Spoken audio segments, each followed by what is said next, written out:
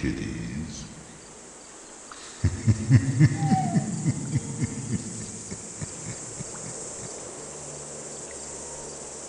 Welcome, kitties. Are we ready for our bedtime stories? Come right in, relax, have a seat. Sit right over there around the table. Supper will be ready soon. We'll have a lot of stories under our belt by that time. Have a cookie. Have any snack you want. Just pay no attention to the spider over there or the lizards running across the table. They don't need much. For our first story, we're going to look at a young man that's house hunting. Have you ever went house hunting? Looking at houses, open houses and whatnot. But there's one thing I think that we can all agree on.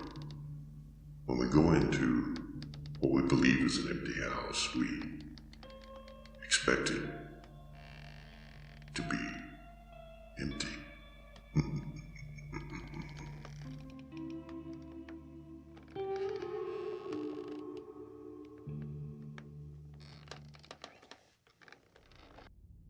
To start, I just want to say that I've never been the type of person that gets caught up in the idea of paranormal activities or ghost stories. To me, even at a young age, those type of stories just seemed completely unbelievable, and I could never take them seriously. With that being said, what I'm about to say is something that happened to me a few years ago that pretty much changed all of that. It's not an overly scary story, but I think the simplicity of it is what creeped me out as much as it did. My mom was in the real estate business, which often required her to check out houses on her own before taking customers with her. She would usually just do this on her own, but every once in a while she would take me.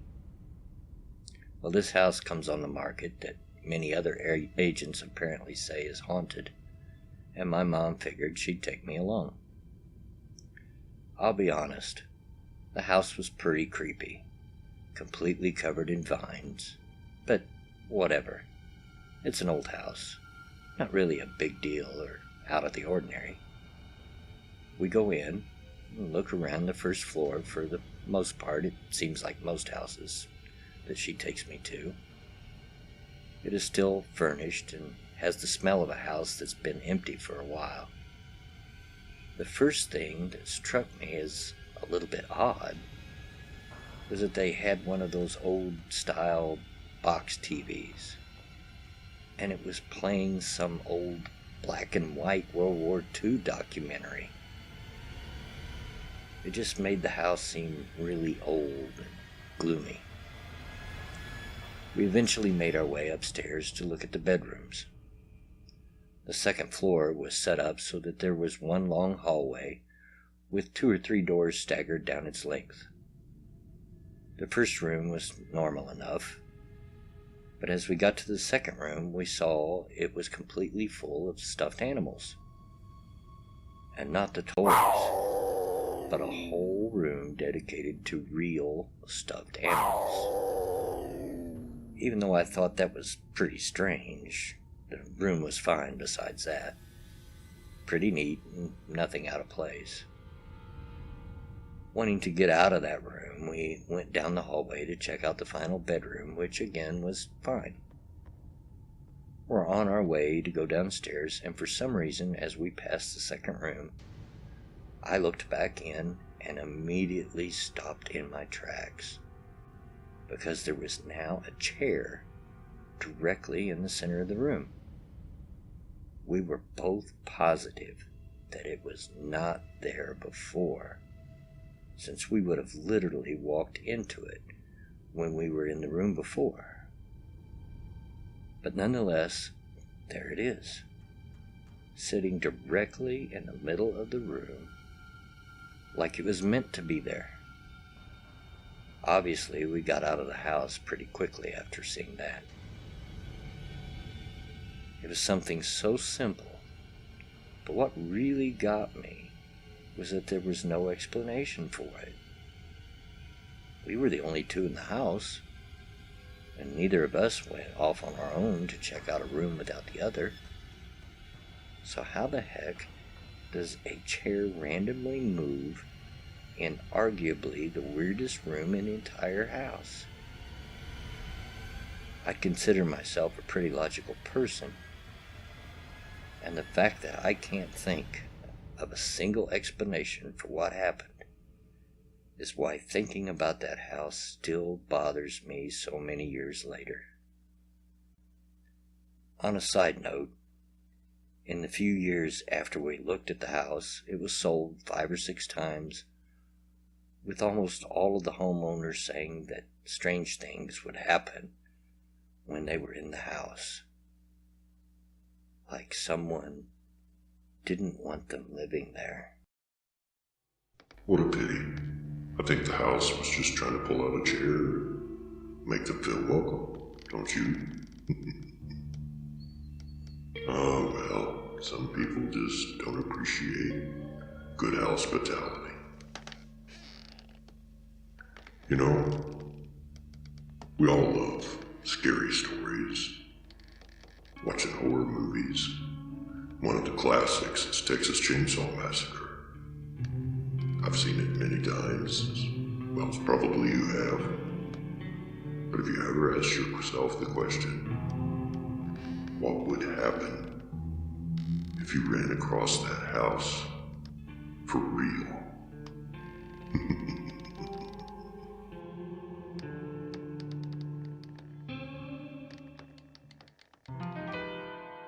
I live in a pretty small town in Ohio, Amish country.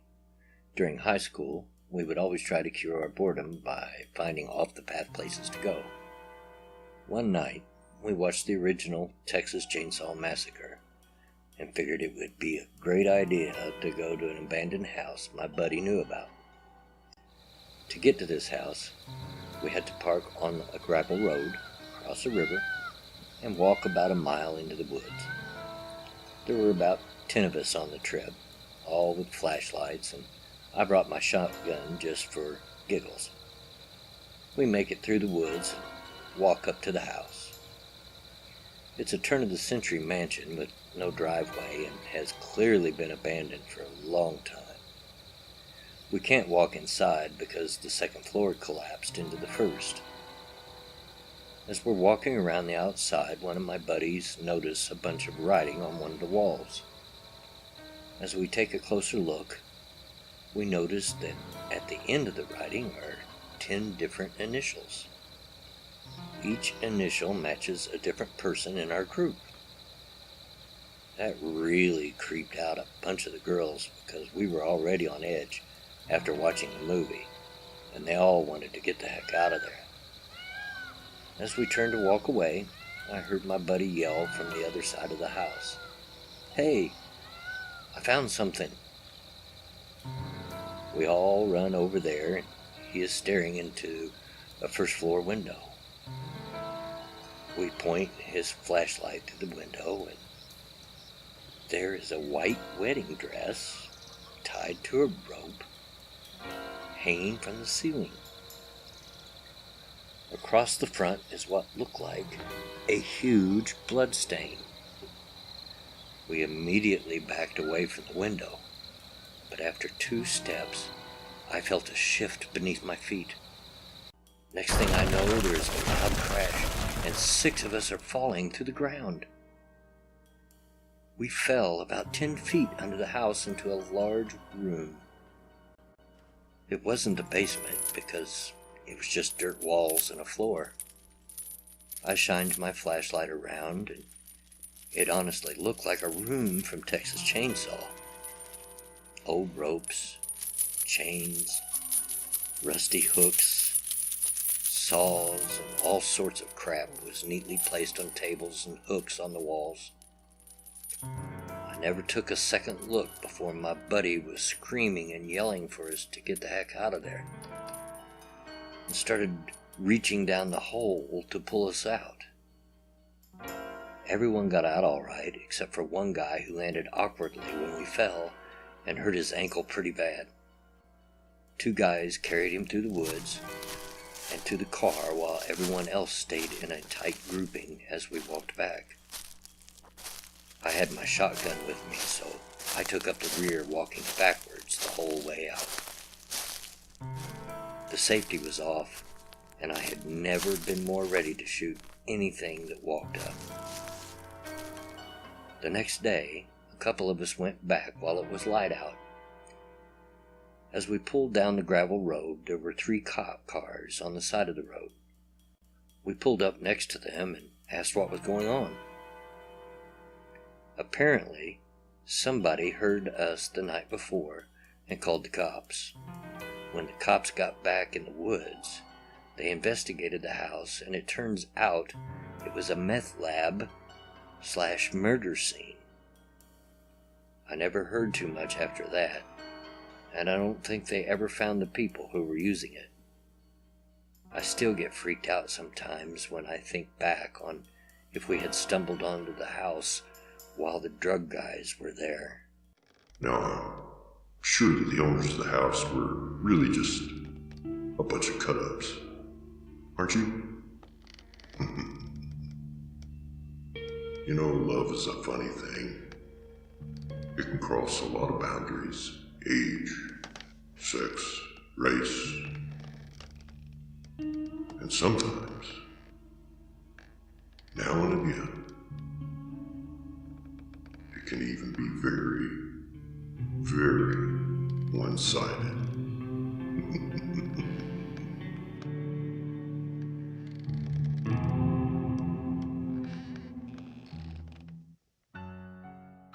A few years ago, I had a strange series of break-ins that started when my apartment complex hired an out-of-town crew to do exterior painting. They were a rough-looking bunch that regularly, but mildly, catcalled and or stared at me when I would leave or come home and have to walk past them. The complex left a note that they would be power washing and then painting the balcony, so everything on it had to be moved inside. I had a cat at the time and lived on the 2nd story, so we would leave the slider part way open so he could come and go, and his box was out on the balcony. Totally spaced that we would have people on our balcony and left the slider open. I came home that day before my roommate to find a very personal item of mine that was kept in my underwear drawer, propped up on the ledge of our fish tank, which was about the first thing you saw when you walked through the front door. So there it is, staring at me in the most unlikely of places. My first thought was that my roommate was playing a really weird and highly inappropriate joke on me. Once that checked out, panic starts setting in, but I don't notice anything else out of place.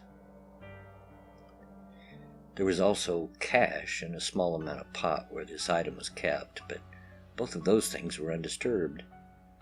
My thought process was that there is no way someone would break in, go through my drawers, not take anything, but put my toy on display. So I put the toy away and let it go. Until the next day, when I got home from work. There is a small 2-tiered wooden end table.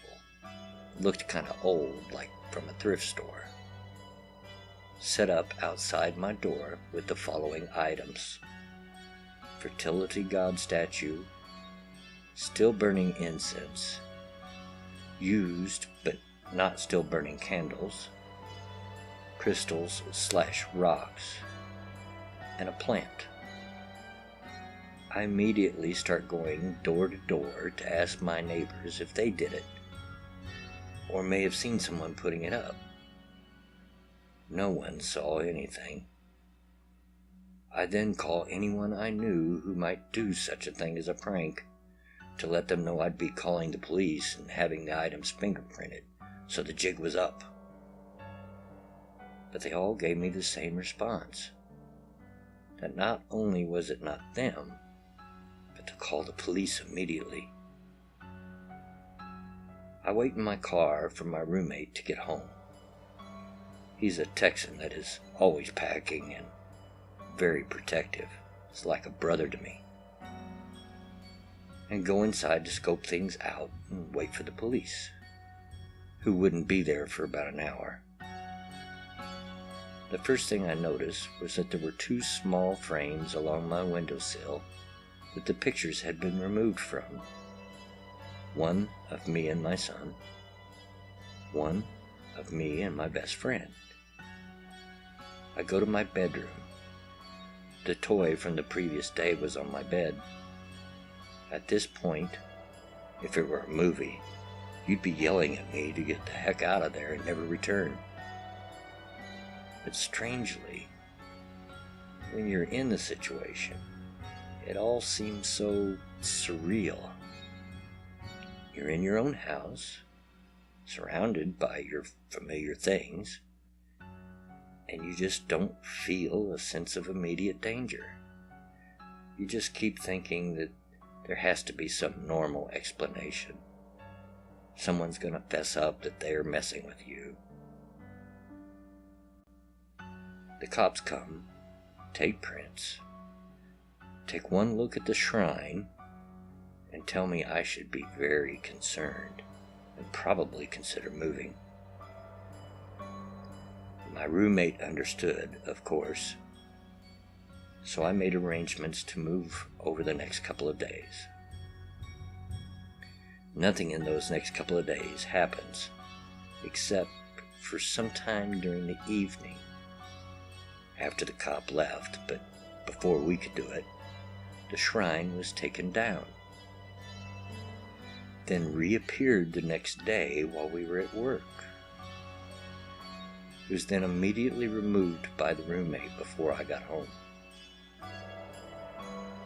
Moving day, and I'm taking apart my bed. I move the mattress, and in between the mattress and box spring, I find a camera, the old school film kind that didn't belong to me or anyone I know. A couple other picture frames that had been taken apart and pictures removed, one of which was a collage of me and my friend. Only the sexier pics of us had been removed. I have the police come back out to take pictures and take the camera for potential evidence. I specifically asked to never be alerted to what was on the film, if it was ever developed, unless I absolutely had to be, and I never heard anything back from them. No idea what, if anything, was on the film, but it still creeps me out to this day.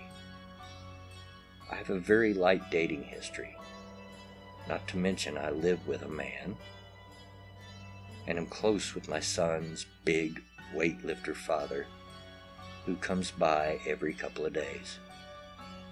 I honestly don't believe it was anyone I know. The cops were pretty certain it was someone on the painting crew, as they had access and started the day that they had been on the balcony. To my knowledge, nothing ever came of it.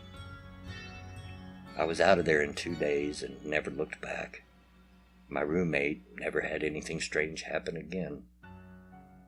When I tell the story, it feels like something that happened to a friend or in a movie. I feel very numb to it, like it wasn't real. It's pretty creepy though. Oh, isn't that sweet? Isn't that wonderful? I'm sure that her secret admirer was just pouring his heart out to her, and all he probably wanted in return was for her to pour hers out to him as well. You know, all houses are different, and it's said that some have their own personality, and of those that have their own personality, some just want to not be left alone.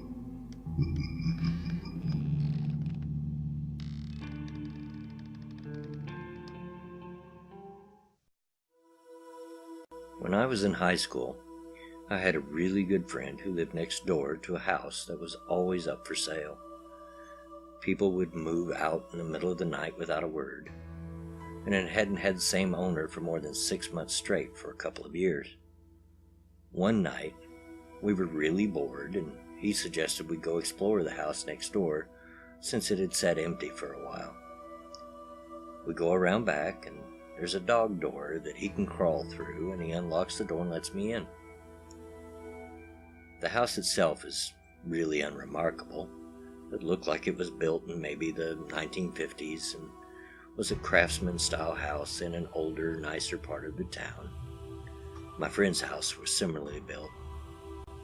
The kitchen had a really nice built-in breakfast table set against a picture window. The house's electricity was off, but you could see the streetlight through the window. My friend and I sat down on the floor across from this table and are just hanging out, talking. Why? Who knows? All of a sudden, my friend screams, and in that instant, my vision goes black.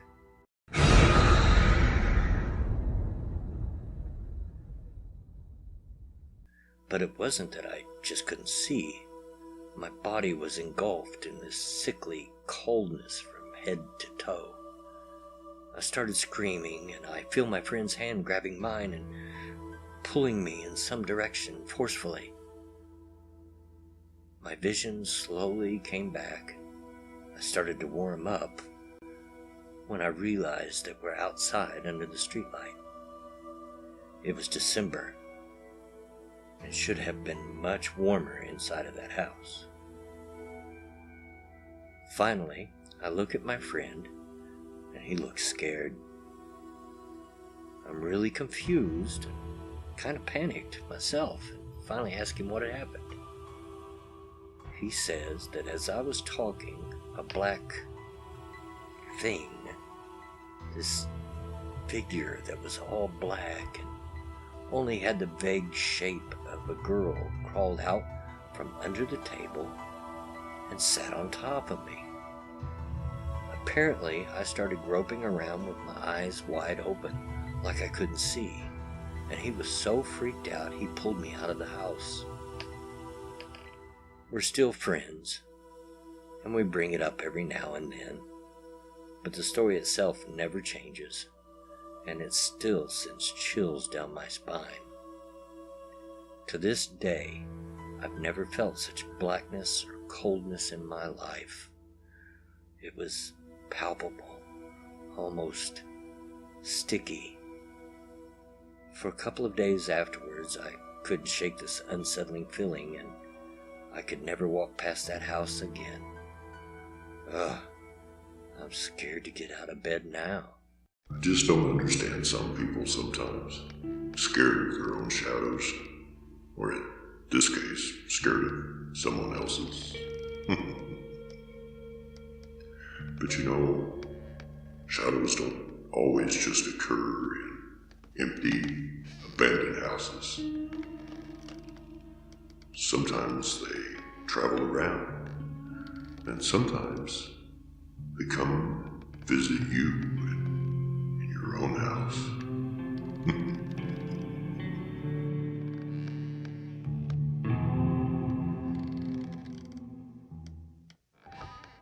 One night, when I was 13 years old, I had gotten my period for the first time and ended up sleeping on my back. I was an avid side sleeper, so this is a really weird position for me. I was dreaming, and in that dream I was sitting in a chair. I leaned it back on its back legs, and suddenly the chair started to slowly lean further and further back until I drifted into the eternity below me. This freaked me out, and I jolted awake.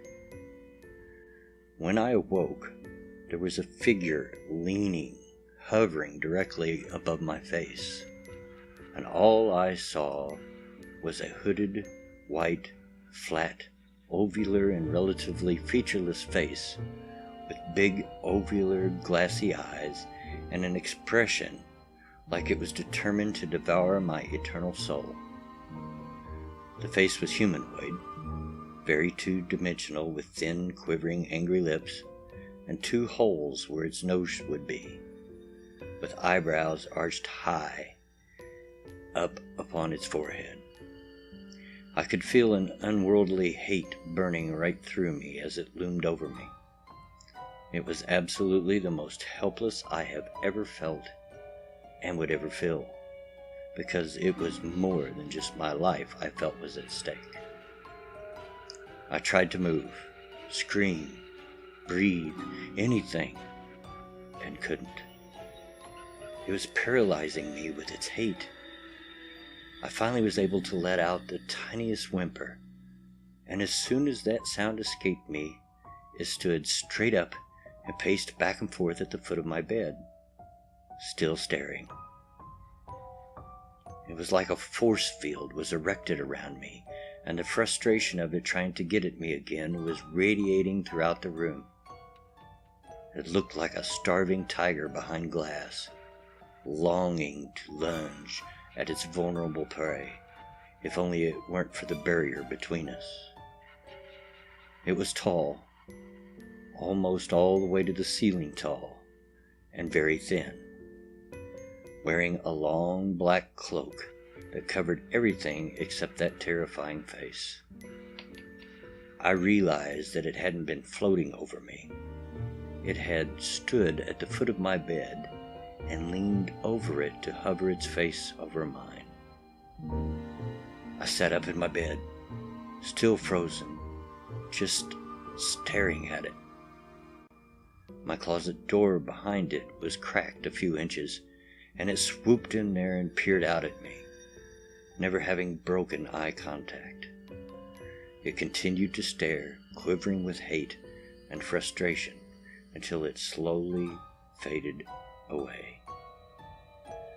I turned my light on, and it stayed on at night for a long time.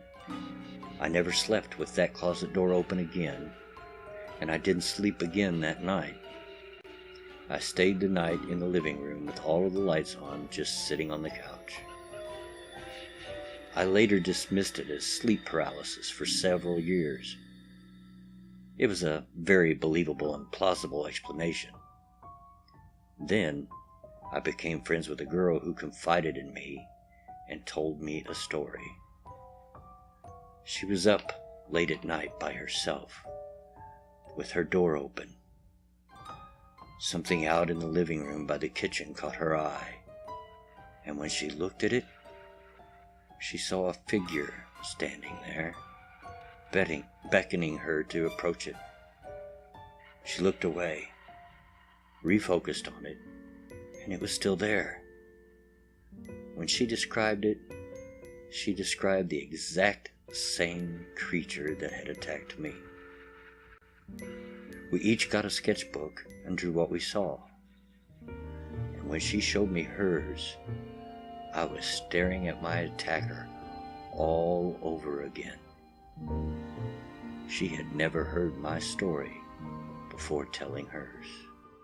Some people today just don't have any hospitality and really just don't know how to treat their visitors, now do they? Don't you agree?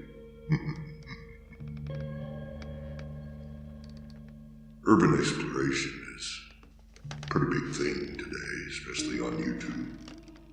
There are videos of it everywhere, people exploring abandoned houses, buildings, and shopping malls, insane asylums and such. But you ever wonder if you explored your own house and went in those little nooks and crannies that you never go to?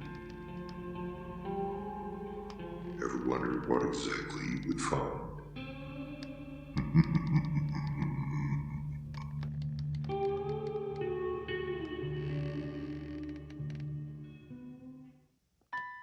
I lived in a bizarre little house as a child. It was incredibly tall and thin, like an attached house, except freestanding, with 3 floors, a basement, and an attic. It was full of quirks, such as 2 fully functional fireplaces, a shower stall in the center of the basement, a backyard so small that you could not take 5 paces without hitting the fence, and an old-timey rope-pull dumbwaiter that led from the kitchen to my bedroom.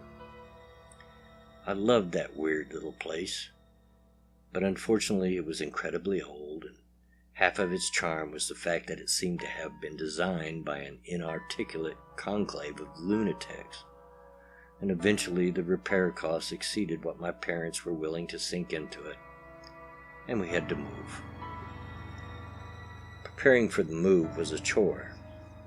I packed most of my stuff myself, and I had taken to throwing stuff down the dumbwaiter and shoving all my clothes so thickly in my closet that they become a single solid brick of fabric.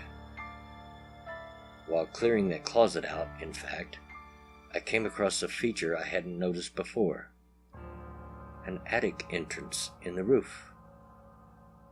Being an adventurous kid, I opened her up, stood on the clothes brick, and began my first and last exploration into the topmost part of our weird little house.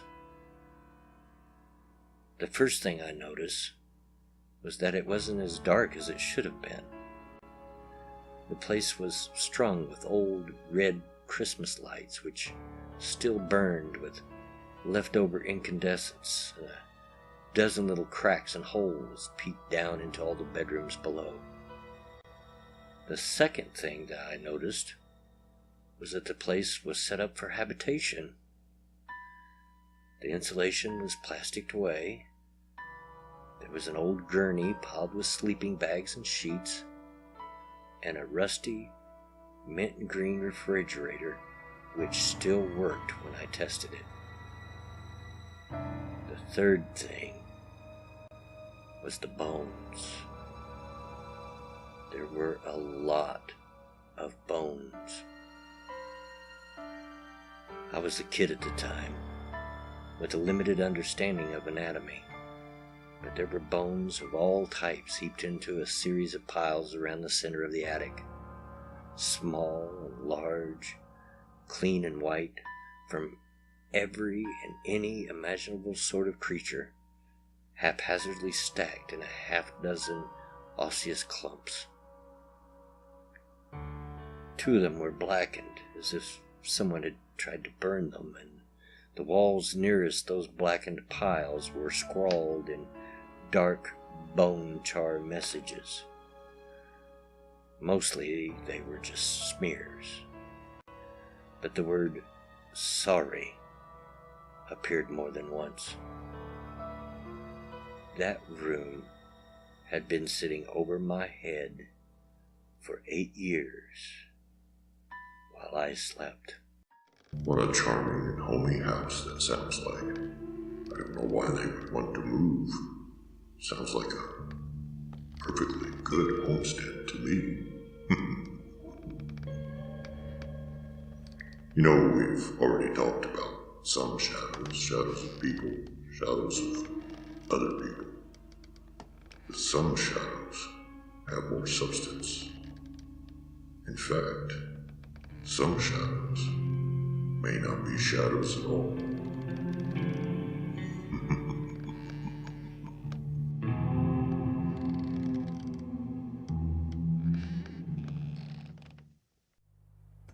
Let me start by saying that this took place in the house that I now live across from, and my computer setup is in the front of the window, so now I can see the house very clearly.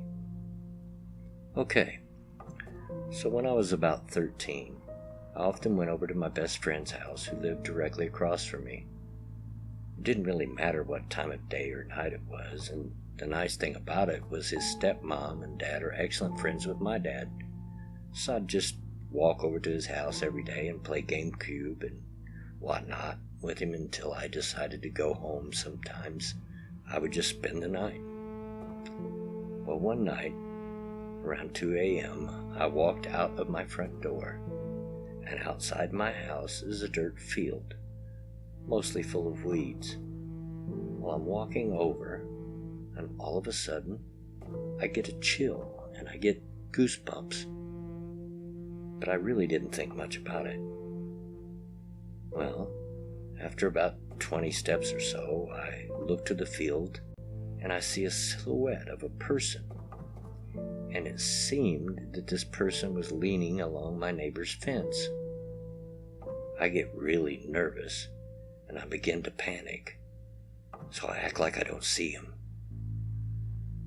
Well, after about another 10 feet, I look over once again, and the silhouette is now glowing bright white.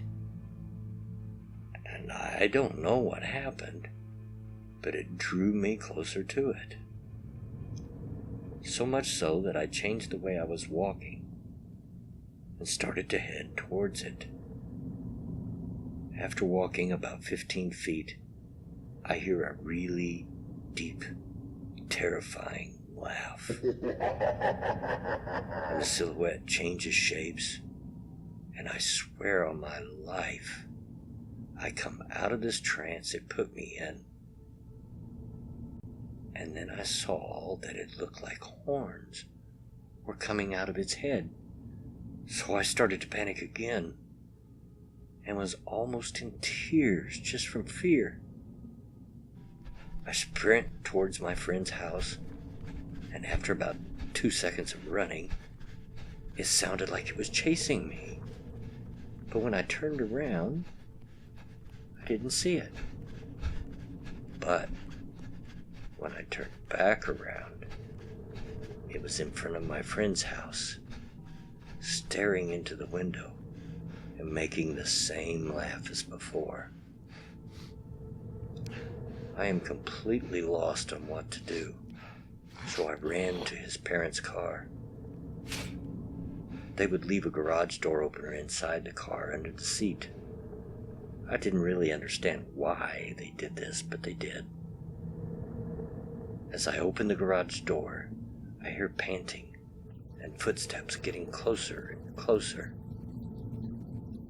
As I go to slip under the garage door while it was still opening, something grabbed me, or it felt like it did, and I started to scream, mainly because I thought I was going to die.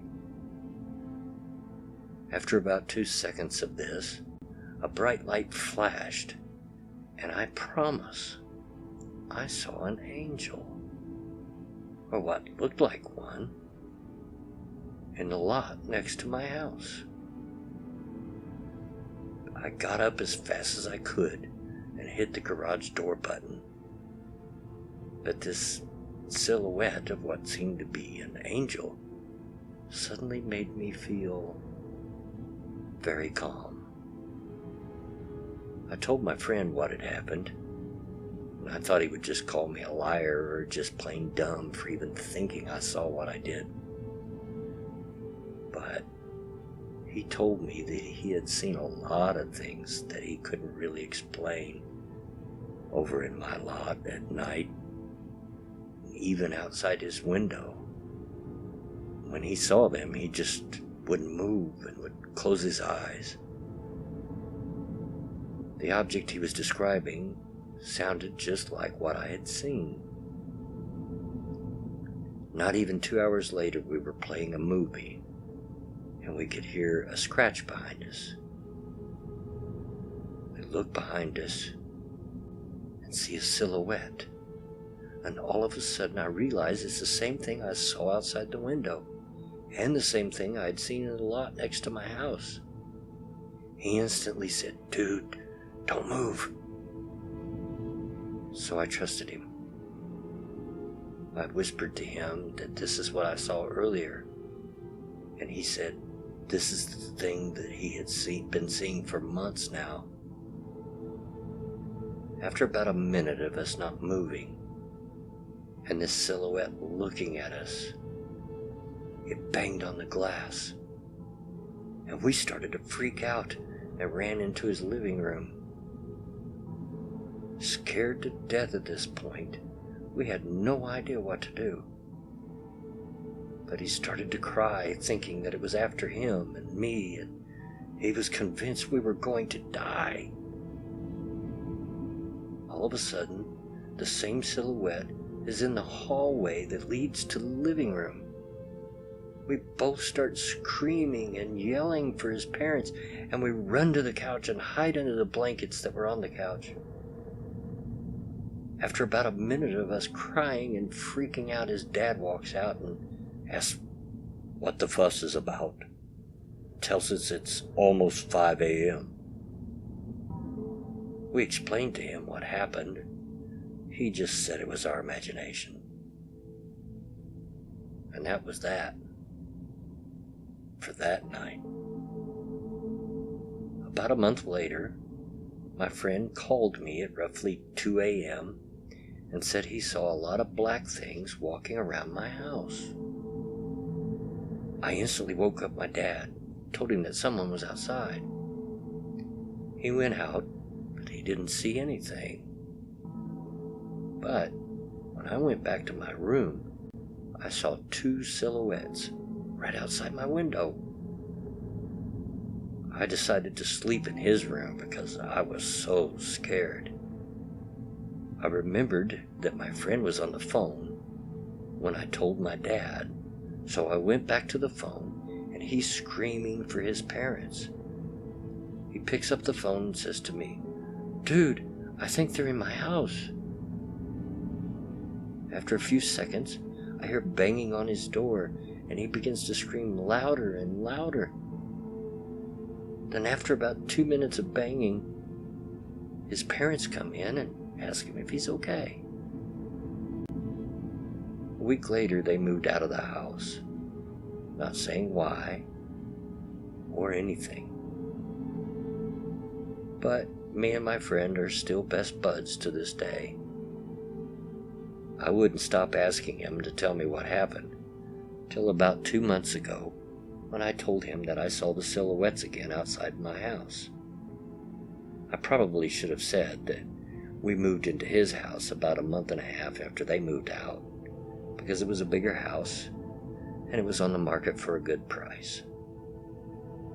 My dad had basically given me this house as a present about a year ago and didn't really care as long as I took good care of it.